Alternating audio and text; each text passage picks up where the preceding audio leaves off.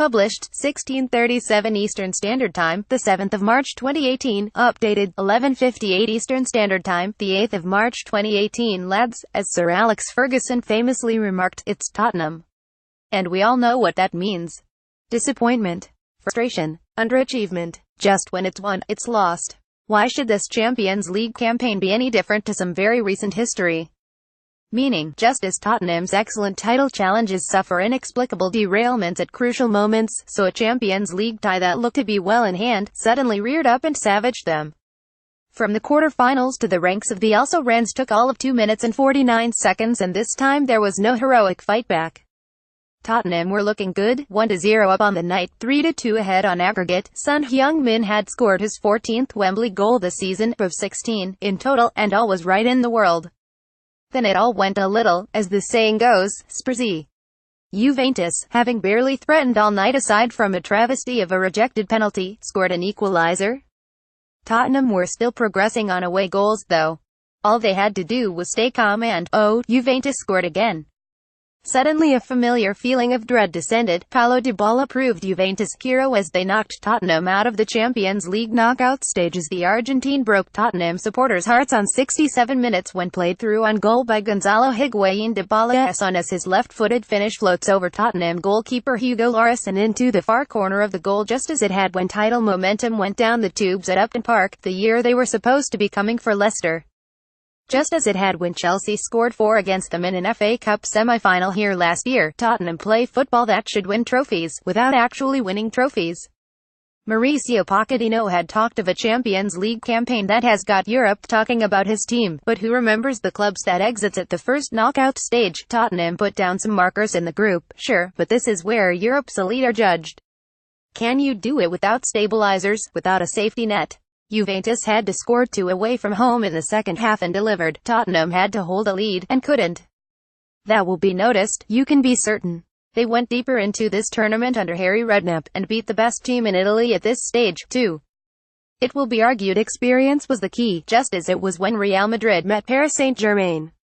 Certainly, having reached 2 of the last 3 finals, Juventus know the course and distance. They had 3 times as many Champions League appearances in their starting lineup as Tottenham, too, but it was about more than just that. Tottenham have to be better under the pressure of the marquee match.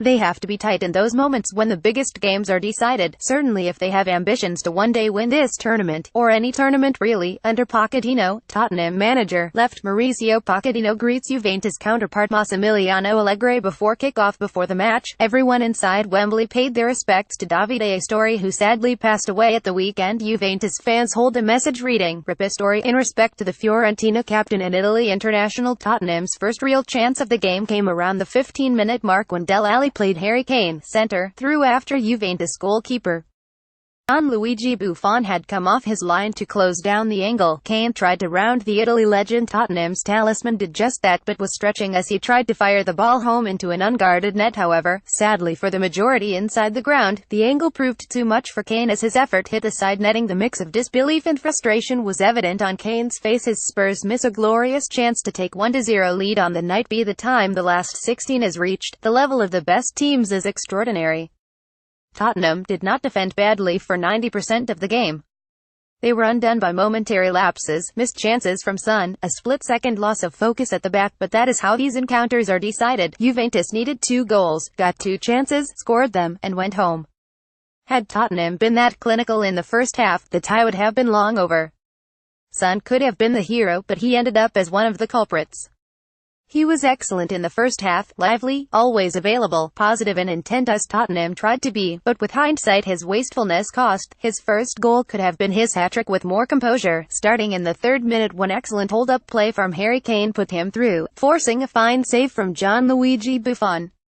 In the 38th minute, Son was sent speeding away down the left by Ben Davies, drawing his man, but screwing his shot wide across the face of goal, although that didn't seem to matter when he opened the scoring for Tottenham. A minute later, Dele Alli and Kane were involved in the build-up, but the killer pass was played, as it has been so often this season, by Kieran Trippier from deep on the right. First time, too, as is his trademark, catching Juventus's backline in recovery mode. Son was the spare man but lucked out, scuffing his shot only to see it spin past Buffon and into the net. Juventus needed to and didn't look as if they had one in them, but like all good, experienced teams they stuck at it and waited for an opportunity. Maybe they figured that with Tottenham in pressure situations, you tend to get at least one. After 64 minutes it came. Gonzalo Higuain had until that point been largely anonymous, but Juventus as a team responded to some attacking changes made by coach Massimiliano Allegri. Juventus star man Dybala left gets dispossessed by this sliding tackle from remarked. During the first half there was a controversial talking point on 17 minutes when Juventus had a strong appeal for a penalty turned down. It came when Douglas Costa left was running with the ball before being tackled by Tottenham defender Jan Vertonghen. However, replays showed that Vertonghen clearly got the Brazilian rather than the ball. Much to the visitors' dismay, Costa couldn't believe his hard luck as he appealed to the officials nearby who waved away his claims for a spot kick. Even Juventus goalkeeper Buffon was aghast that the decision wasn't given to his side during the last 16-second leg. Son Heung-min came close to giving Spurs the lead with this low left-footed strike when played through on goal. The South Korea international winces in frustration after seeing his effort whistle past the far post. However, Spurs number 7 was soon beaming after scoring the opening goal of the game in the second leg on Wednesday. His goal came in a fortunate manner as he miscocked the ball, causing it loop over Buffon and towards goal. Buffon could only look on in desperation as the ball bounced into his goal. To make Juventus's night even harder, Son celebrates in front of a jubilant home support, with their fervent backing creating a special atmosphere inside Wembley. The 25-year-old was promptly congratulated by his teammates after giving Spurs the lead on aggregate by a clear goal. Substitute Stefan Lichtsteiner sped down the right and clipped in a cross that was headed towards the far post by Sami Khedira. No Tottenham player occupied that space, so Higuain entered and turned the ball in on the volley, leaving Hugo Lloris rooted. A lovely striker's goal. At 1-1 Tottenham would still have progressed on away goals. The mood had changed, though. Juventus sensed the kill. Tottenham sensed, well, whatever they sense in these situations. Impending calamity. Maybe. Soon, it arrived. Davinson Sanchez had played well to that point, but he was turned quite spectacularly by Higuain, who slipped the ball through to Paulo Dybala, now herring on goal with only Lloris to beat. He made no mistake and Juventus held their nerve, even when a Kane header hit the inside of a post on 90 minutes. They saw the game out in a way Tottenham simply could not. Don't call them lucky, though. It wasn't luck. Indeed, in defeat, Juventus would have claimed they were the unfortunate ones. They had a penalty when Jan Vertonghen took out Douglas Costa after 17 minutes.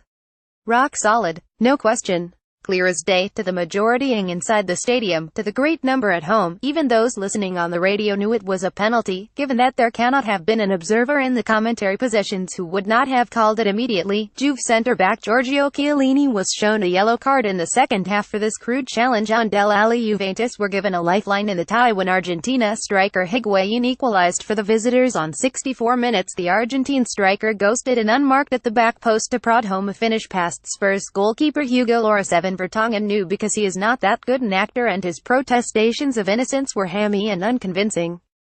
The only folk in denial were match official Szymon Marciniak, and his many assistants, particularly the bump on a log behind the goal. Juventus winger Costa as good as landed in a heap at his feet.